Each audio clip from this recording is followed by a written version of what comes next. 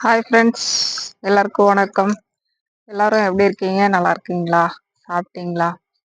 இன்னைக்கு நான் என்ன சொல்ல போறேன்னு பார்த்தீங்கன்னா, நண்பர்களை பற்றி தான் நான் பேச போகிறேன். ஏன்னா சில விஷயங்கள் நடந்திருக்கு. அந்த மாதிரி நான் உங்ககிட்ட ஷேர் பண்ணுறேன். என்ன அப்படின்னு பார்த்தீங்கன்னாக்கா, கூட இருக்கிறவங்கள வேலைக்கு போய் வேலை செஞ்சுட்டு இருக்கவங்க கூட இருக்கிறவங்களே நம்பிக்கை துரோகம் பண்ணுறாங்க. நம்பிக்கை துரோகங்கிறது வேற. வந்து ஓனருங்கிட்ட தேவையில்லாம பேசுறது வேற இல்லையா? எப்படின்னு பார்த்தீங்கன்னாக்கா, சில பேர்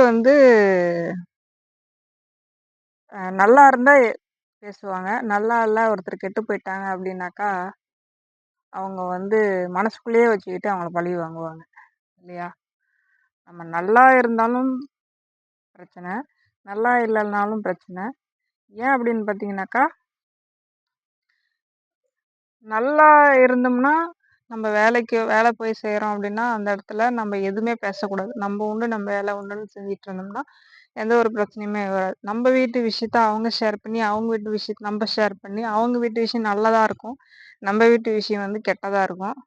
அப்போ என்ன பண்ணுவாங்கன்னா, நம்ம வீட்டு விஷயத்த மத்தவங்ககிட்ட எல்லார்கிட்டயும் ஷேர் பண்ணுவாங்க.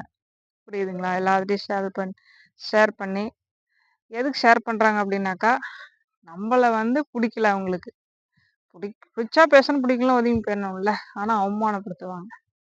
ஏன் அப்படி எதுக்கு அவமானப்படுத்துவாங்கன்னா, இந்த மாதிரி அவங்க குடும்பத்துல தேவையில்லாம இந்த மாதிரி பிரச்சனை, இப்படியா அப்படியா, அதை சொன்னாங்க இதை சொன்னாங்க அப்படின்னு சொல்லிட்டு ஒருத்தருங்க அந்த விஷயத்த அப்படியே பரப்பி விடுவாங்க. அந்த அந்த மாதிரி தான் என்னோட வாழ்க்கையிலயும் நடந்துச்சு. ஏன் சொல்றேன்னு பார்த்தீங்கன்னாக்கா, அந்த மாதிரி ரொம்ப அவமானப்பட்டு அசிங்கப்பட்டிருக்கேன். ஒரு இடத்துக்கு வேலைக்கு போன இடத்துல ரொம்ப அவமானம்லாம் பட்டிருக்கிறேன். அதனால அதுலேருந்து என்னால் மீண்டு வர முடியல. சரி போ, பண்ணிட்டு போறாங்க அப்படின்ட்டு சாதாரணமாக என்னை விட்டுட்டு மற்ற வேலைகள்லாம் பார்க்குறாங்க. என்ன ஒரு வேலை செஞ்சாலும் அந்த ஒரு மைண்ட் செட்டில் அந்த ஒரு ஞாபகமாக வந்துக்கிட்டே தான் இருக்கும். அதான் ஃப்ரெண்ட்ஸ், நம்ம வீட்டு விஷயம் சரி, யாருக்கிட்டையும் ஷேர் பண்ணாதீங்க. ஒரு வேலை விஷயமா சரி, எந்த ஒரு நம்ம வீட்டில் நடந்தாலும் சரி, அதை ஷேர் பண்ணாதீங்க. ஷேர் பண்ணிங்கனாக்கா நம்மளுக்கு தான் அந்த மாதிரி அவமானங்கள்லாம் தானாகவே தேடி வரும். அதனால் எந்த ஒரு விஷயமும் ஷேர் பண்ணாதீங்க. முடிஞ்ச அளவுக்கு ஷேர் பண்ணாதீங்க.